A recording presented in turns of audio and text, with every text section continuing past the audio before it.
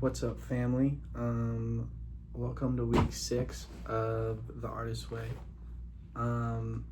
Yeah, let's talk about it.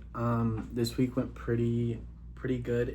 I've been feeling a little bit like all over the place with school starting, and I've been job searching like all over the place. So I haven't been super tapped into my art stuff and my music as much as I have been the past like 6 weeks. So this week kind of felt a little bit off, and at the end of it I'm just kind of tired. But the thing that kept me going was reading this chapter and doing the tasks and stuff. So let's talk about it. The first chapter that we talked about was listening. And Julia kind of talked about how us, not even just as artists, but just people, have a hard time when you're trying to think of something. It's so hard to think about it, but when you're just doing your thing and you're just kind of flowing and not paying attention, that's when the real stuff happens. So yeah, she talked a lot about that, and that chapter kind of hit with me because for a while when I was making music last year, I kind of felt like I was shooting for something that I want instead of kind of listening to what I was making while I was making it. And so I had an end goal in mind, and I was just shooting for that end goal without taking time in the process of making the song or whatever I was making to address if it was heading in that direction. And then the second I would look and it wasn't going in that direction, I would feel like, okay, it's time to move on to the next thing. This thing wasn't working out. But if I had instead taken some time to kind of listen to what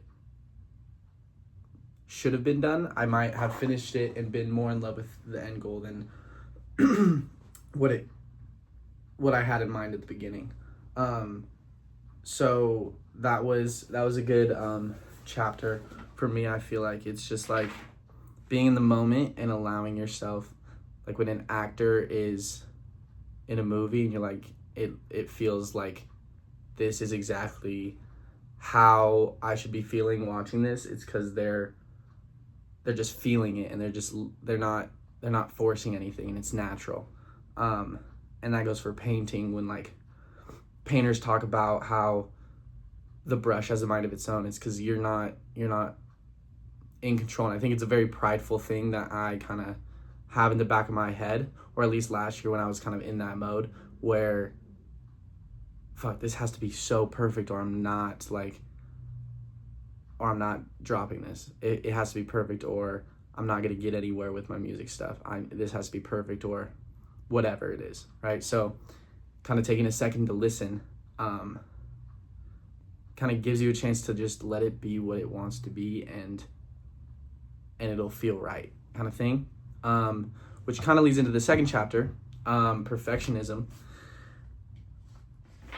And I feel like this is a huge thing that at least for me, and I've seen it happen a lot, that kills artists, or like people, like close people of mine that I know have that artist in them, but perfectionism just kills that for them. Not to say that it hasn't done that for me either, because I struggle with it a lot, but I think it's a big thing when it comes to art. Just like being that type of person that, like in elementary school, writing papers and making sure that first draft is your final draft. And that's so not a good mindset to have, because maybe when you're growing up and in elementary school and you're writing easy papers, your first draft is going to be your final draft. But if you get used to that kind of thing and you think that's how it's supposed to go all the time, and you get to a point, for me, it's making music. For other people, it's going to be something else. But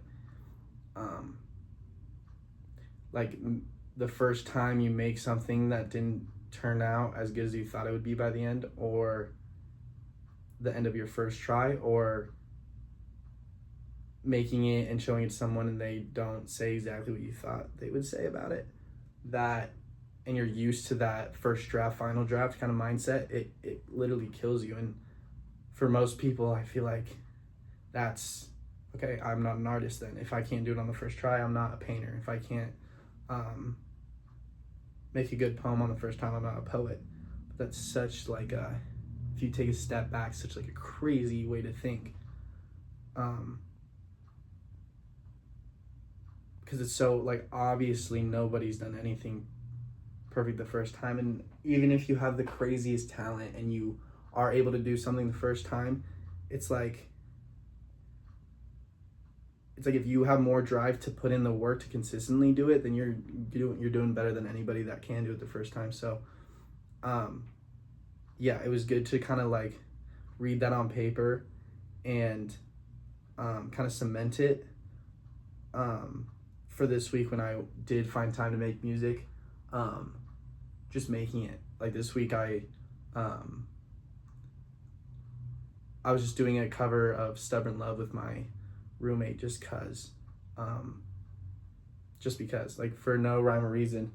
And I haven't done that in a long time. Everything I've been doing with music is with the plan to drop or with the plan to promote somehow and like use it, and just felt nice to not be like, this has to be perfect, this has to be good. So definitely gonna implement that more and kind of focus on that a little bit starting next week. So the next chapter was Risk, and she starts off the chapter telling you to ask yourself, what would I do if I didn't have to do it perfectly? And so I kind of wrote down in my morning pages book just like a huge list of like, oh shoot, hold up, there we go, of places that I would go right now if I didn't have to worry about if I'm gonna do it perfectly, or if I'm gonna writing it perfectly, painting perfectly. Which reminds me, I did not have time to get a painting to put up there like I said I would last video, but I'm gonna try to do it this week. I think I found a job, so everything should be kind of more chill around here. But anyway, Risk. What would you do if you didn't have to do it perfectly? So yeah, I just wrote a huge list of stuff, and kind of made me realize how much like perfectionism is keeping me from doing things that would actually make me feel better. And let's see, there was one thing I wrote down.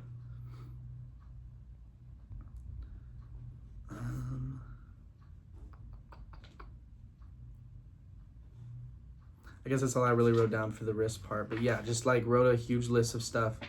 And so I think I'm just gonna every week or like even every day just go through that list and see if I can do one of those things for an artist date or a mini artist date. I don't remember if it was last week or this week, she talked about like doing more mini artist dates where you just sit down and you throw on a new album and you just sit and listen. And doing that more often for when you don't have time to do like some big artist date. And that's kind of what I did this week. I didn't have like even an hour to plan out going to the movies or a museum or something this week. So all I did was like little artist dates. So I went to a park and listened to the new Blood Orange album. By the way, literally nuts. The sounds in the album are so insane. But not to get into that. The next chapter we talked about was jealousy.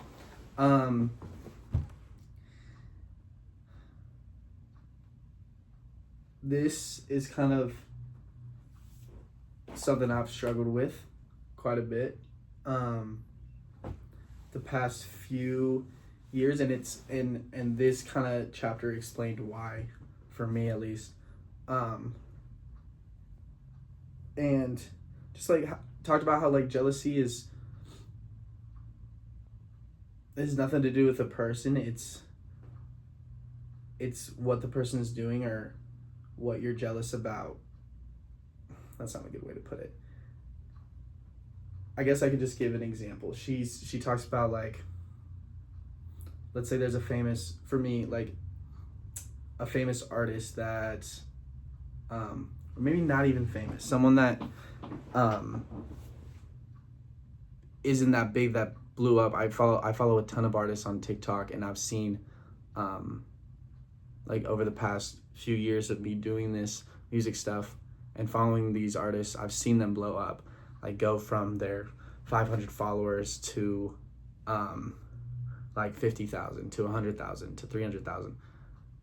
And I've seen multiple artists do that, and every single time I see that, I'm like, why not me? Why am I not in that position?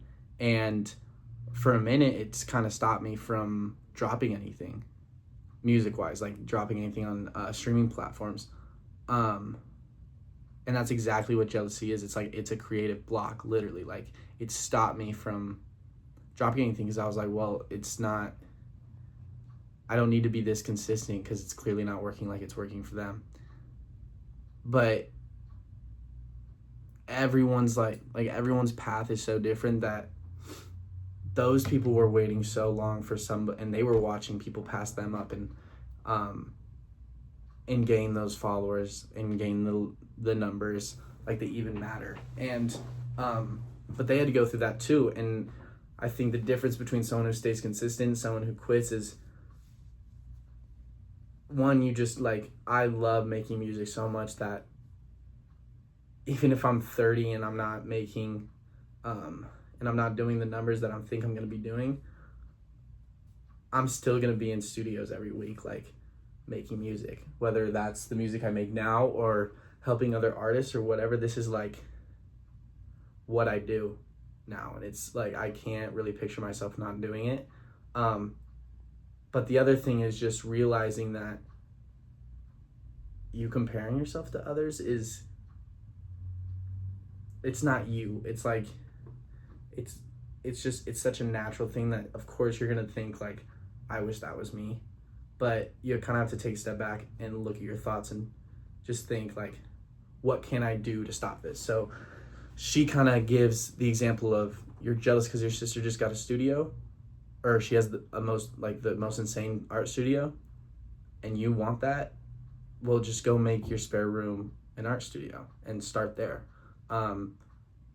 If I'm jealous of an artist blowing up, I need to just keep dropping videos and dropping songs and dropping the things that are going to progress me towards that goal of mine. And now that I'm doing that kind of thing, I find myself like instead like congratulating people more, because it's like, just because this person is getting this thing doesn't mean that it's not my thing. Like, that's such an egotistic way to think, and I'm working on kind of getting out of that. But yeah, and then let's see. The last thing we did was this was like the last chapter. It was a mini like little dive, a little bit of digging for your inner artist, just like things from when you were a kid and kind of reminding yourself. So she had some phrases in here like, as a kid I missed the chance to blank, or in my house we never had enough blank, or as a kid I dreamed of being blank. And so that was cool. I feel like there's a lot of things from my childhood that I'm just kind of like, there's just like blanks. I feel like I've talked about this before, but so this exercise was cool. And then it was a lot of like kind of negative stuff, like as a kid I lacked blank, or as a kid I could have used blank, as a kid I needed more blank. But then she added some more positive things to write about, so that kind of counteracted it. So that was nice. Things like, I'm taking a greater interest in blank, or I have a loyal friend in blank. So that was good. And then the tasks were really cool. I have one that I've yet to do. I didn't have time to do it. And I usually I haven't like overlapped tasks into the next week yet, but there's this collage one where you just buy a bunch of magazines and you just tape all your favorite images that you like from the magazines. You just put them together, you make a collage, and you don't have to put it up, but you just like keep it around. And I want to do that because I think it would look cool. Because if you do follow my music, my last few drops have been collages for the album covers. So I've been getting really into it. So I thought this was perfect. So I want to do that. I went to go buy some magazines, and bro, $15, $15 for a magazine, really? And they were all like, not even, I get National Geographic, those ones are super, those ones look cool, but like the gossip ones, even like the thick gossip ones, not the skinny ones, but even the thick, which I get there's a lot of pages, but $15, that was nuts. So I did not pick up any of those. I'm gonna go to the thrift store and find some magazines, and we'll do it that way. But yeah, morning pages, little check-in, did them every day this week, and yeah, that was super. They just feel like such a reset and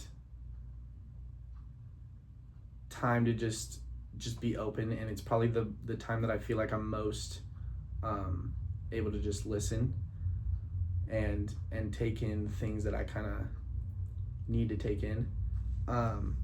So that's been going good. Like I said, I just did a bunch of mini artist dates this week, just like little 20-minute little breaks that I could find.